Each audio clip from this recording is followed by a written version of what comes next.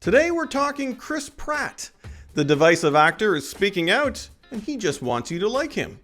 And has the MCU found its next Wolverine? We'll tell you the actor sharpening his claws.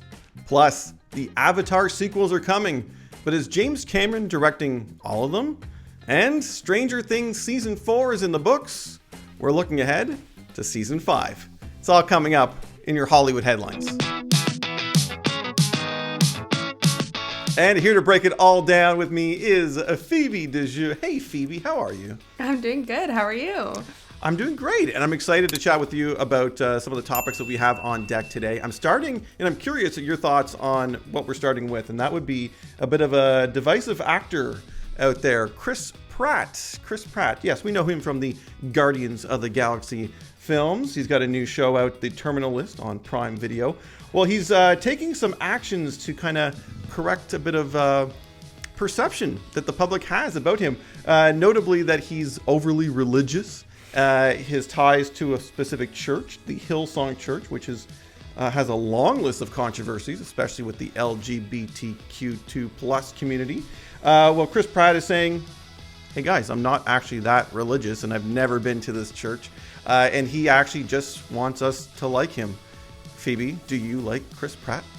I think popular opinion is that he's fallen out of favor with the public over the last couple of years. And I think that's probably for a myriad of different reasons. But we've seen this happen with a lot of different celebrities when they're kind of overexposed.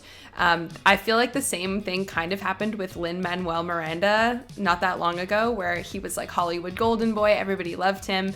And then, he started getting a little oversaturated. So people started looking at him more closely and looking at his works more closely and seeing that, oh, this might have been problematic. This might have been weird. And I think the same thing has happened with Chris Pratt over the last couple years. I think that, his movies and stuff are one thing, but his presence on social media is a little intense. He also just needs a better PR person. You could tell that he does all of his own social media, and it's not good. It's not what, it's not the vibe. So That's right. I think that's a good word. The vibe is cringy at best sometimes for him. I wanted to swing back to Guardians of the Galaxy because he's done a bunch of press the past couple of weeks. He's also in the new Thor Love and Thunder film. But speaking on Guardians of the Galaxy, so it's going to wrap up with Volume 3, so there is one more movie to go. But he also talks about being emotional about this being the end of Guardians of the Galaxy. I mean, does this mean it's the end of all of them? We know that Dave Bautista has said that he's not returning. There is going to be some characters killed off. That's not a spoiler. That's what they're telling us in that third movie. Chris Pratt, is he leaving Guardians of the Galaxy? What do you think? I don't know. I think, personally, this is one of my favorite Marvel franchises. Like, I love the Guardians of the Galaxy. I love the first one. I love the second one. The soundtracks are perfect. Everything about those movies is just fun and perfect. But yeah, I don't know. I mean, I guess. I don't know. Well, listen, Chris Pratt, I think, is going to do just fine, despite some of the online hate that he's received. He's got the Jurassic World film that just wrapped up that's doing really well at the box office. Don't be surprised if there's another one that pops up. But he's also voicing Super Mario, right? And Garfield, no? Oh, you're right. See, this is what I mean about oversaturation. Wow. He's taking on too many high-profile roles, and people are getting sick of him. But you know what's funny? I can picture the Garfield. Fine, great. I think that's good casting. The Mario, I'm kind of with everyone else being like, what the heck? How is that? Yeah.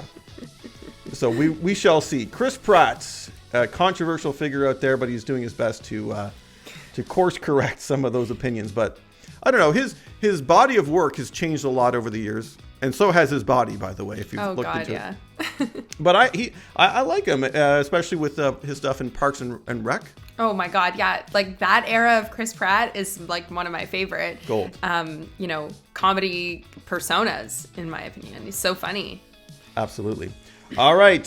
Speaking of big time personas, well, there's one in the Marvel Cinematic Universe that's missing as of late, that being Wolverine. Well, guess what? Taron Egerton might be taking on the role. Yes, Taron Egerton, the British actor, has said that he has met with Marvel execs, including Kevin Feige, the big head honcho over there, about putting the claws on for Wolverine. This, of course, taking over Hugh Jackman's very, very, very popular role. I mean, what do you think? Is he the right choice? Not my Wolverine. No, he's not. Carl Urban is the only Wolverine choice for me. From The Boys. Yeah, and from Lord of the Rings. And sorry. Yeah. No. He basically Butcher in The Boys is an audition for Wolverine. Like, I can't. He's perfect. I'm 120% with you on that for Carl Urban. I will sign that petition right now. But you don't see, I could see Egerton take on the role. You know, he's proved himself as a good actor. He was, you know, he did Elton John to perfection, but Elton John and Wolverine are very different. But he could also do the action stuff, right, with the Kingsman. I don't know. I think there was also somebody else that I kind of had in mind, Billy from The Stranger Things. Dacre Montgomery? You didn't see, don't you think? Maybe, kind of? No? Did you just take that off the top of your head, or people are talking about this? I remember at one point people talked about it, and I kind of jumped on that bandwagon. Really? Oh, I can't see it. I mean, I really like him. He's so great in Stranger Things. I actually haven't seen him in anything else. And to be fair, I do love Taron Egerton. I think he is a phenomenal actor. I loved him in the Elton John movie. I love him in the Kingsman movies. But no, Carl Urban stan over here. I will never, ever accept that. Okay. All right. But also, being Canadian, I kind of hope we get a Canadian actor at some point, because Wolverine's probably Canadian, guys. You should play Wolverine. Me? I don't know. Yeah, you could play Wolverine. Yeah, I'll do something with the hair. Okay, moving on to controversy. Avatar. It's controversial to me because I don't know about you, Phoebe, but I don't know if I really care too much. I'm talking about the James Cameron movies. It's been so long. We're getting the sequels. The news now is that Cameron might not be directing all of them, right? He's done the next two because they're already in the can. So we're getting the second one, which is The Way of Water. And then there's a third one that will come out despite whatever the heck happens with the box office. Two things for you. Do you care about Avatar still, all these years later? And do you mind if James Cameron is not the one directing? Because this is his baby.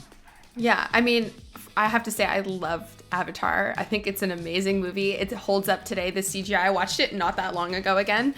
And I think it's just a great movie. I think, you know, like I said, the CGI is phenomenal, especially for, what was it, like 13 years ago? Yeah, it's been so long. Like, I don't know. I think if they put out the sequel maybe a few years after, but all this time? Yeah, I just don't think people really... I think it's become a meme at this point where, like, when are we going to get the next Avatar? And I just want to point something out. You know, it took 13 years for us to get the sequel. We don't even have it yet. And James Cameron is already talking about how he's so excited to direct the fourth movie. The man is 66 years old, okay? If we continue going on this trajectory, he will physically not be able to direct the movie. And, like, it's just ridiculous. Like, come on. And he also, by the way, as much as he's great with the Avatar stuff and he's pushed boundaries and he was really at the forefront of the whole 3D technology and all that stuff, I do like his other films, and I kind of selfishly want him to leave Avatar and do some other stuff before he eventually retires, because he does some really wonderful films. Mm.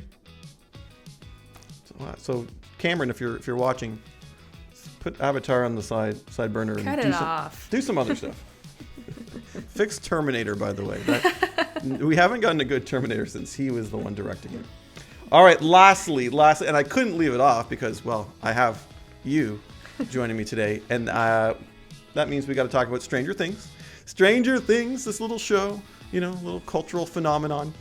Season 4, Part 2 has landed on Netflix. Most people did the binge. There's only 2 episodes, but I think it equaled out to how many hours? About 4 hours, yeah. About 4 hours. I don't know why they just didn't chop it up, but regardless, it was really great. Did you feel the same? I know you're a big fan.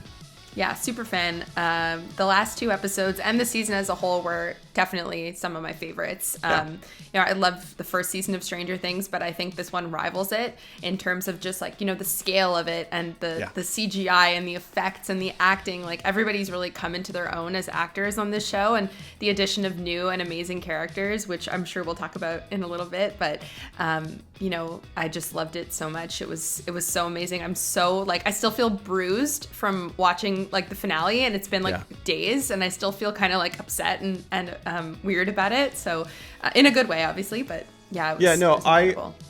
I watched it last night, and I had trouble sleeping because I just kept thinking about it. Speaking of that cast, you're right. We got a lot of new characters, and I think the originals, the OGs, are still knocking it out of the park. Who was the MVP of this season? Because for me, and I'll give you mine, you give me yours. I'm going Sadie Sink. Oh God, she's great. Oh God, yes, she was so phenomenal in this season. She was, at the forefront of one of the best scenes in all of Stranger Things, where she's running from Vecna. Yeah. That was so emotional and so touching. I think she's really come into her own, and I'm sure she has an amazing career and future ahead of her. For me, the character at the forefront of this entire season is Eddie. Yeah. Eddie, Joseph Quinn. I don't know what kind of crack they put in that character, but everybody is just obsessed with him, and I love Eddie. Me too. I'm right there with you, saying this is probably my favorite season, tied I think with the first one, obviously. Yeah. But great stuff. What's to come? Season 5 is going to be, say it ain't so, the last one. Yeah, it's ending. They're saying it. And their return. Well, we don't know much. Obviously, they keep these things under, shrouded in secrecy. But we're returning to Hawkins for the entire season. They're saying.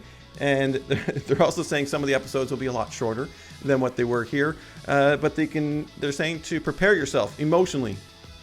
I don't know what that means. Probably more characters are going to bite the dust. Well, listen, I think Stranger Things has a real problem with not being brave enough to kill off any of their main cast members. So, it's always like the really cool supporting characters that bite the dust. But anyway, I'd heard also that they were going to do like a time jump, which doesn't really make sense with the way that the season ended, because the threat is imminent. So I don't understand how they're going to do a time jump if they do stick to their guns on that, because obviously in the last scene, it's like, it's approaching literally, so I'm really curious to see how they tackle that.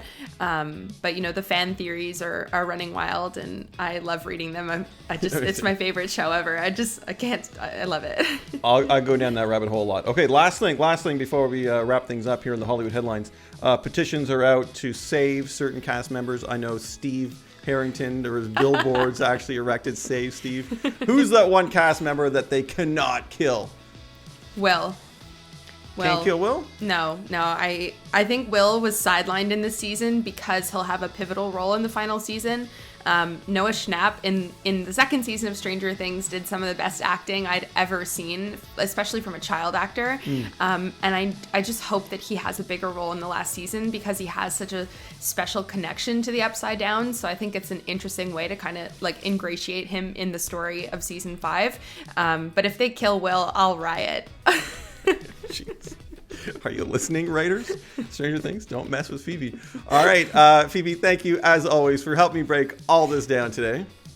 Thank you so much for having me.